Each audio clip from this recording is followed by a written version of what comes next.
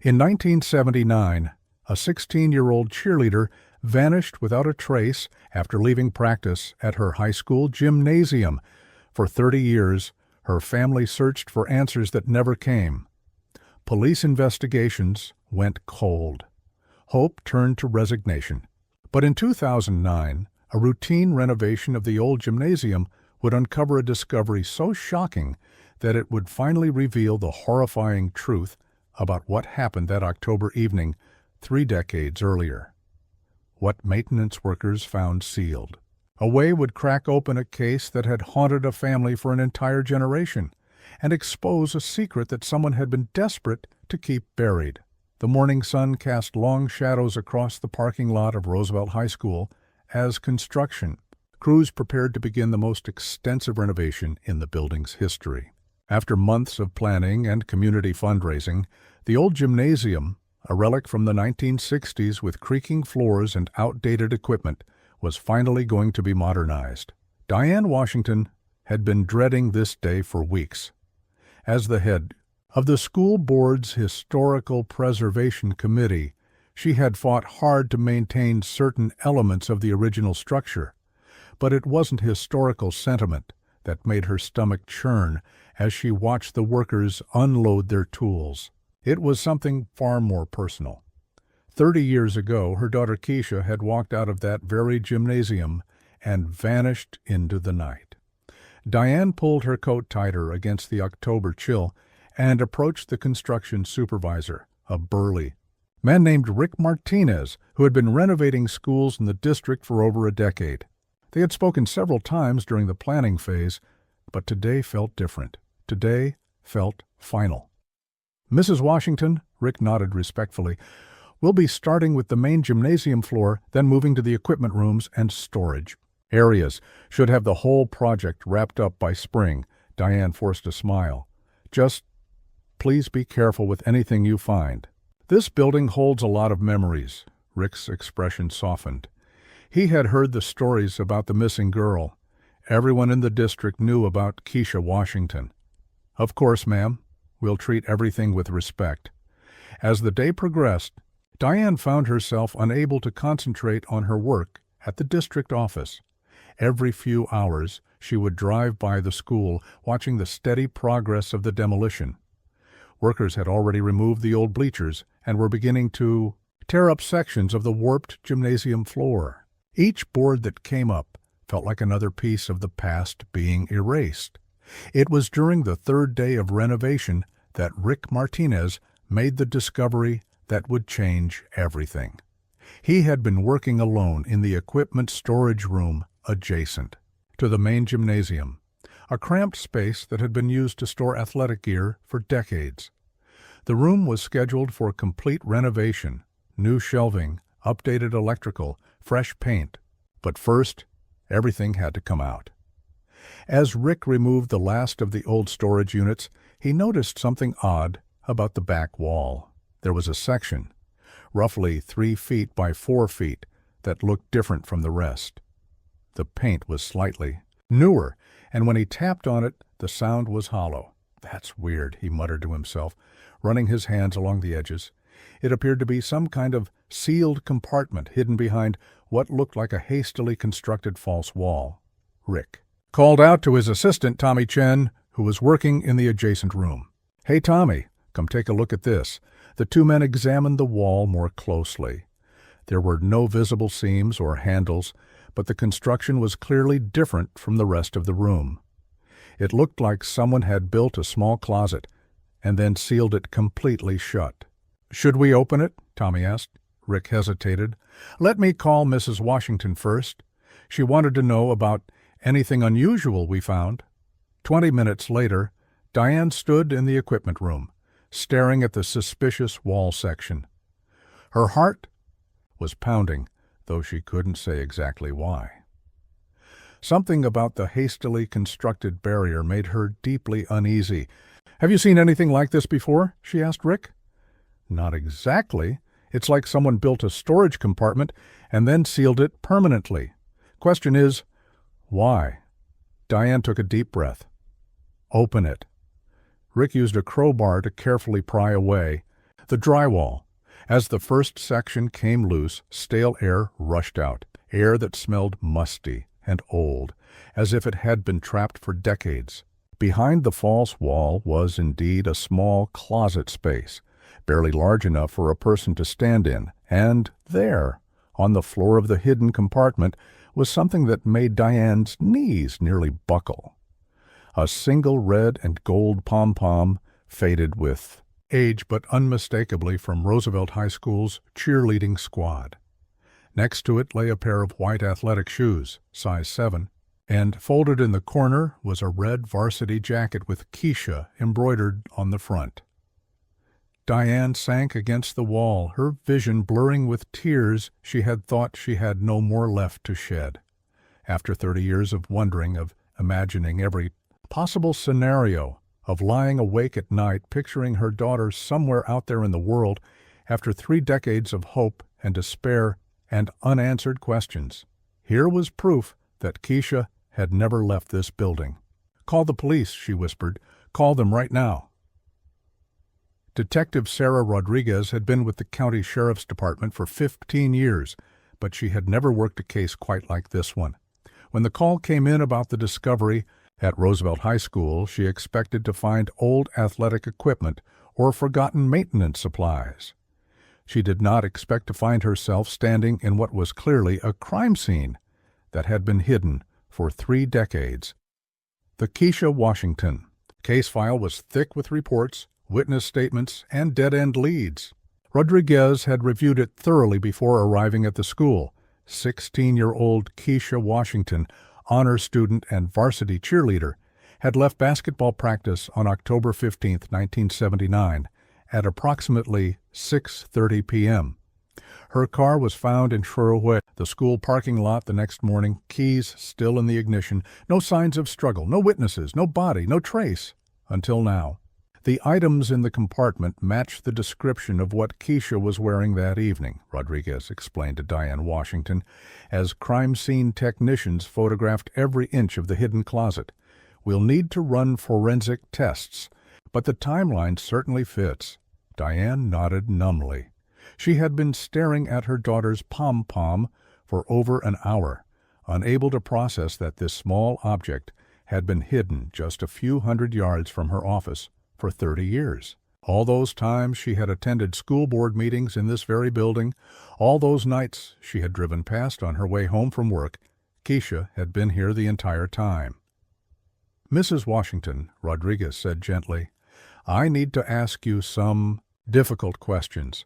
Looking back at the investigation, is there anyone you can think of who might have had access to this building after hours?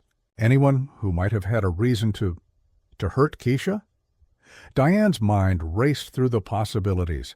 Teachers, coaches, maintenance staff, administrators, dozens of people had keys to the school, but one name kept rising to the surface, a name she had tried to forget for 30 years. "There was someone," she said quietly. "The assistant coach of the basketball team, Mr. Peterson, James Peterson." Rodriguez pulled out her notebook. "Tell me about him."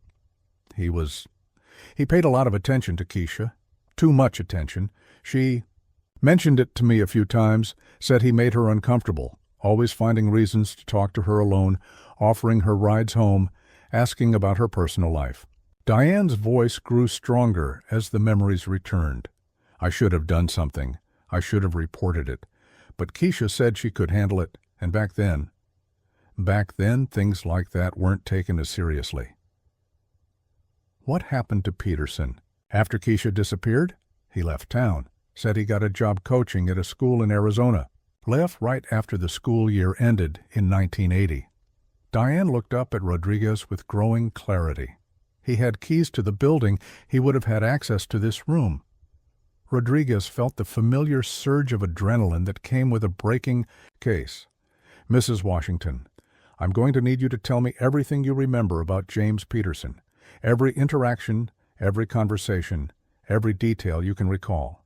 After 30 years, we might finally have our suspect." The investigation that followed moved with surprising speed. James Peterson, now 68 years old, was indeed living in Phoenix, Arizona, where he had taught high school physical education until his retirement in 2005. He had a clean record, no arrests, no complaints, no red flags in his background. Check, but Detective Rodriguez had learned long ago that predators were often skilled at hiding in plain sight. When she and her partner, Detective Mike Torres, arrived at Peterson's modest ranch-style home in a quiet Phoenix suburb, they found a man who seemed to be expecting them. He answered the door before they could knock, his face pale and his hand shaking slightly. "You're here about Keisha," he said. It wasn't a question. "Mr. Peterson, I'm Detective Rodriguez with the County Sheriff's Department. We'd like to ask you some questions about Keisha Washington and your time at Roosevelt High School." Peterson stepped aside to let them in. His living room was sparse but clean, with family photos scattered across the mantelpiece. Rodriguez noticed there were no pictures from his years at Roosevelt High School. "I've been waiting for this day for 30 years, Peterson said as they settled into his living room. "Every time the phone rang, every knock at the door, I thought it would be the police.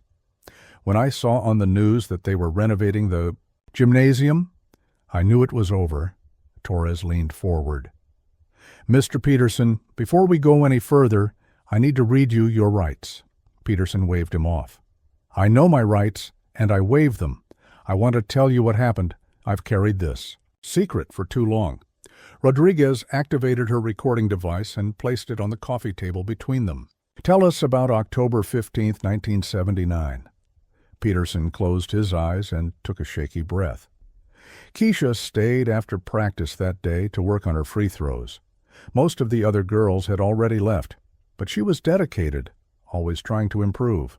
"I offered to lock up for Coach Miller, told him I'd make sure everything was secured." He paused, his hands clenched in his lap. I had developed feelings for Keisha, inappropriate feelings.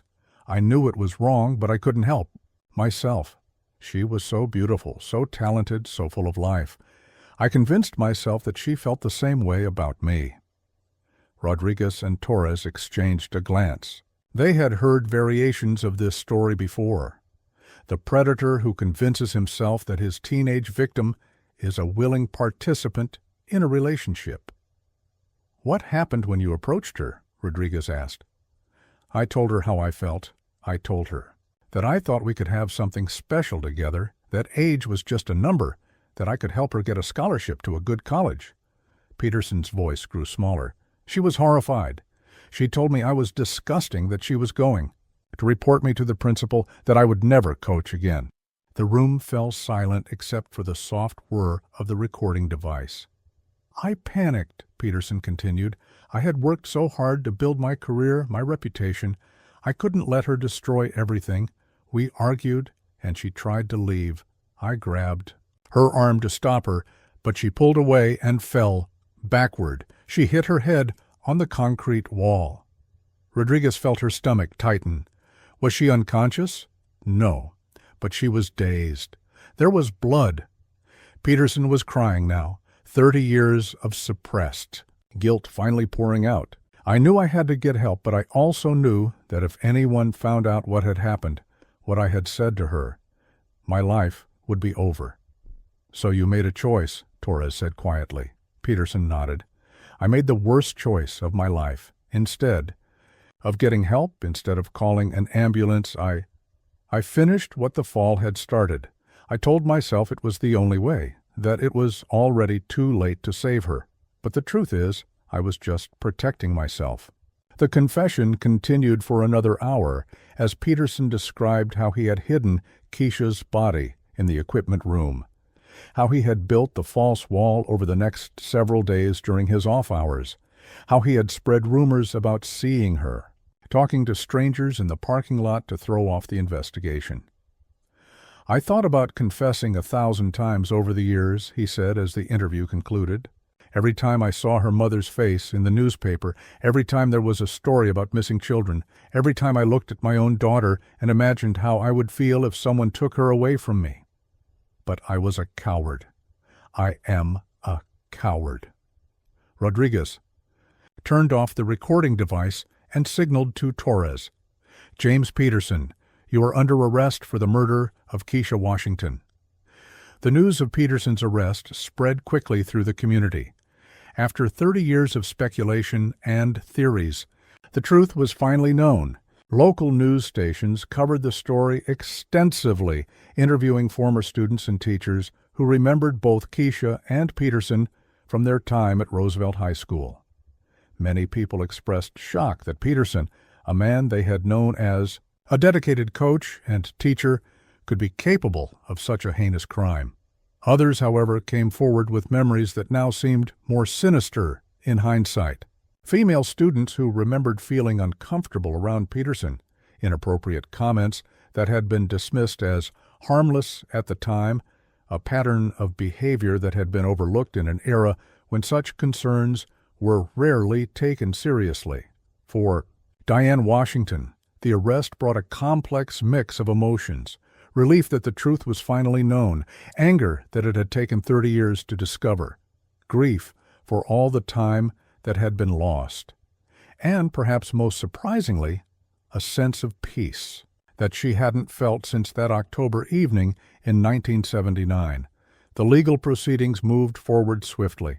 Peterson's confession, combined with the physical evidence found in the sealed closet, made for a strong case. His defense attorney argued for a reduced sentence based on his age, his clean record since the crime, and his cooperation with the investigation. The prosecution pushed for the maximum penalty allowed under the law. In the end, Peterson was sentenced to 25 years to life in prison. At 68 years old, it was likely a death sentence. But for Diane Washington, the length of his imprisonment mattered less than the fact that justice was finally being served. On a warm spring morning, exactly 1 year after the discovery in the gymnasium, Diane Washington stood in the newly renovated Roosevelt High School with a small group of family members, friends, and former classmates of Keisha's. The construction was complete, and the building bore little resemblance to the facility where her daughter had spent her final moments. In place of the old equipment room where Keisha's belongings had been hidden for 3 decades, there was now a small memorial garden visible through a large window. The school board had voted unanimously to dedicate the space to Keisha's memory and to install a plaque honoring all students who had attended Roosevelt High School. Keisha Washington was a daughter, a friend, a student, and a dreamer. Diane read from the inscription she had helped to write. She believed in the power of education, the importance of teamwork, and the value of treating others with kindness and respect. Though her life was cut tragically short, her spirit lives on in everyone who knew her, and in all who continue to learn within these walls. As the small ceremony concluded and people began to disperse, Diane remained in the memorial garden alone. She pulled Keisha's red and gold pom-pom from her purse, returned to her by the police after the trial concluded, and placed it gently at the base of the memorial plaque. "I'm sorry it took so long, baby," she whispered. "But you're home now. You're finally home." For the first time in 30 years, Diane Washington felt like she could breathe freely. The questions that had haunted her for 3 decades had been answered. The man who had taken her daughter away from her was behind bars, and Keisha's memory was being honored in the place where she had been happiest as she walked toward her car. Diane reflected on the strange turns that life could take. A routine renovation had uncovered a decades-old crime. A hidden compartment had revealed the truth that everyone had been searching for. And sometimes justice could come even after hope had been abandoned. The drive home took her past the same streets she had traveled countless times over the years, always wondering if this would be the day she would get answers about Keisha's disappearance. Now she knew that her daughter had never left Roosevelt High School on that October evening in 1979. She had been there all along, waiting to be found, waiting for her story to be told, waiting for justice to be served. The case was closed. The Parsnik mystery was solved, and after 30 years of searching, Diane Washington could finally lay her daughter to rest. In the weeks that followed, The Roosevelt High School Memorial Garden became a quiet place of reflection for students and community members alike. Teachers would sometimes bring their classes to the space to discuss the importance of speaking up about uncomfortable situations, about the responsibility adults have to protect young people, about the enduring power of truth even when it takes decades to emerge. The story of Keisha Washington and the pom-pom in the closet became a cautionary tale that resonated far beyond the boundaries of one small community. It served as a reminder that secrets have a way of surfacing eventually, that justice may be delayed but need not be denied, and that the love of a parent can endure any amount of time, any depth of uncertainty, any weight of grief. And in the end, it proved that sometimes the most important discoveries are the ones that help us understand not just what happened, but why it mattered and how we can do better in the future.